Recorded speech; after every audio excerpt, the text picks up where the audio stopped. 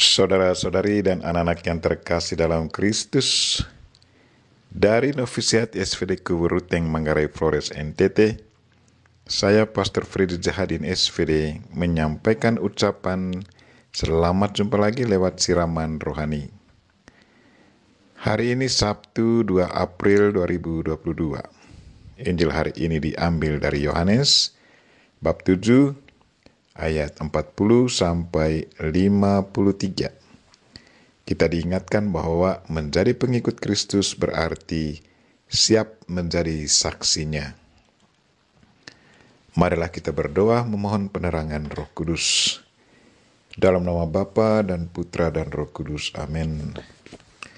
Tuhan dan Allah kami, puji dan syukur kami haturkan kepadamu karena Engkau mengingatkan kami untuk menjadi saksimu yang setia dan bertanggung jawab.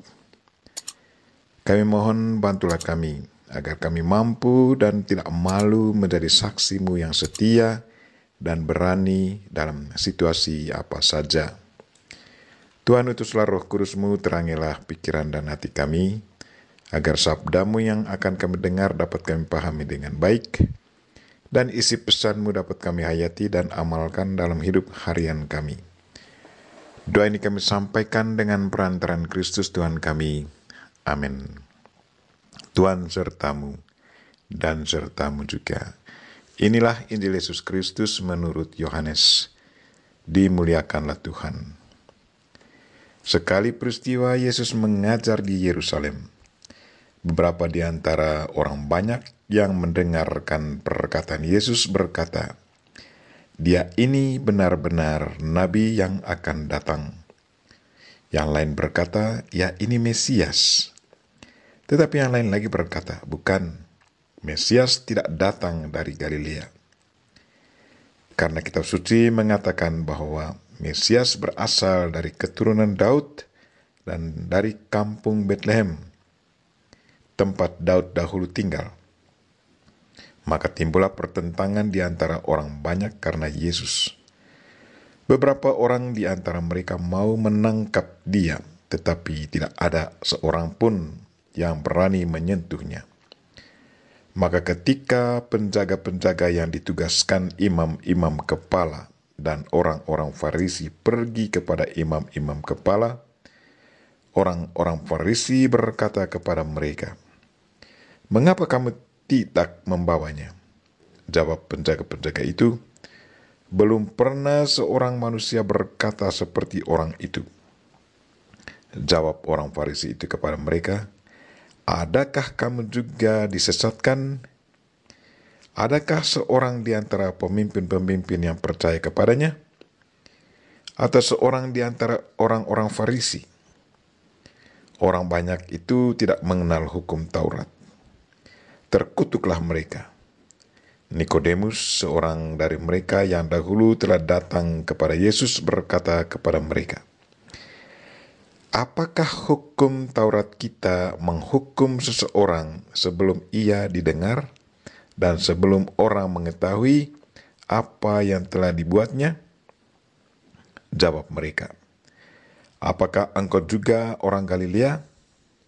Selidikilah kitab suci, dan engkau akan tahu bahwa tidak ada nabi yang datang dari Galilea."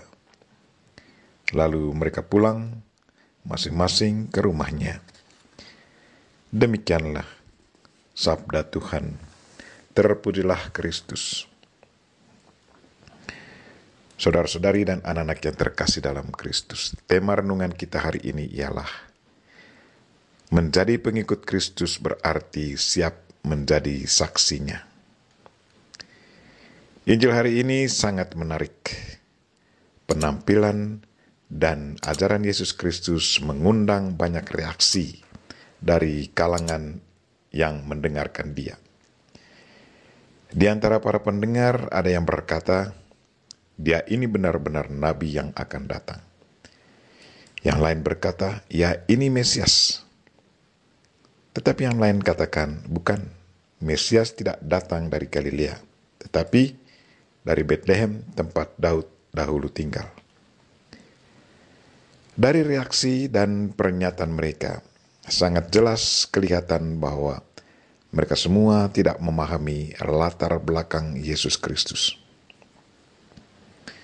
Di antara mereka ada yang sama sekali tidak tahu bahwa Yesus dilahirkan di Betlehem.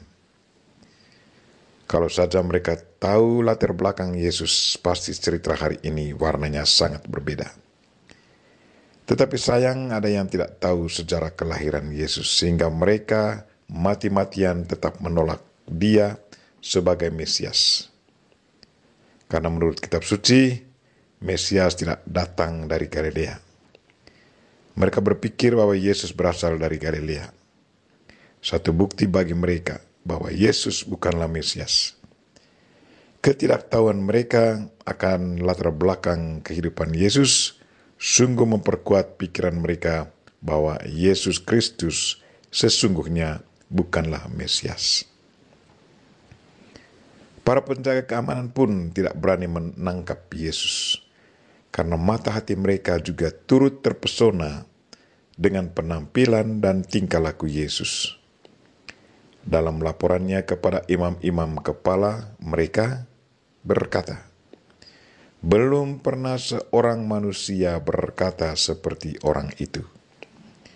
Secara tidak langsung mereka mau yakinkan para imam bahwa Yesus Kristus adalah Mesias. Tetapi para imam menanggapi pernyataan mereka dengan sikap yang sangat negatif. Para imam semakin cemas. Jangan-jangan para penjaga keamanan ini mau mengikuti Yesus. Karena itu mereka berkata kepada para penjaga, "Adakah kamu juga disesatkan?" Para imam kepala menggunakan hukum Taurat untuk memperbenar argumentasi mereka. Katanya bahwa mereka yang tersesat adalah orang-orang yang tidak mengenal hukum Taurat. Tetapi Nikodemus, seorang Farisi yang mengenal Yesus Kristus, mengutip hukum Taurat untuk menantang imam kepala. Katanya, "Apakah hukum Taurat kita menghukum seseorang sebelum ia didengar dan sebelum orang mengetahui apa yang dibuatnya?" Nikodemus sungguh yakin bahwa Yesus Kristus adalah orang saleh. Ia tidak melakukan kesalahan apapun. Tetapi para imam tetap berpegang teguh pada pikiran negatifnya, bahwa Yesus harus ditangkap dan dihukum mati. Ketertutupan hati mereka untuk menerima kealahan Yesus Kristus sungguh tidak bisa merubah konsep mereka akan Yesus Kristus. Kegelapan jiwanya turut mempengaruhi tingkah lakunya. Yang benar dianggapnya salah, dan yang baik dianggapnya buruk. Mengapa mereka bertingkah seperti itu? Mereka sesungguhnya sudah memakai kacamata gelap untuk melihat Yesus Kristus. Dengan menggunakan kacamata hati yang gelap, maka apa yang dilihatnya pasti semuanya akan menjadi gelap atau kelabu, tidak sesuai dengan kenyataan sebenarnya. Saudara-saudari dan anak-anak yang terkasih dalam Kristus, bagaimana dengan kita? Dengan siapakah kita samakan diri kita? Apakah kita seperti mereka yang menerima Yesus dan selalu terpesona dengan tingkah laku Yesus yang sangat baik, dan kita selalu mau dekat dengan Dia dan memberi diri untuk menjadi saksi Yesus Kristus dalam hidup kita?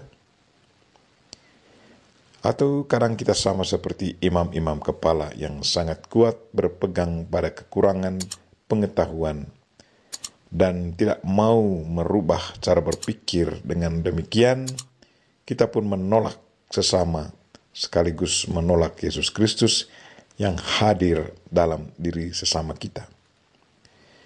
Marilah saudara-saudari dan anak-anak yang terkasih, sebagai pengikut Kristus kita selalu diharapkan untuk terbuka menerima siapa saja, dan dalam kebersamaan kita saling membagi pengalaman dan pengetahuan.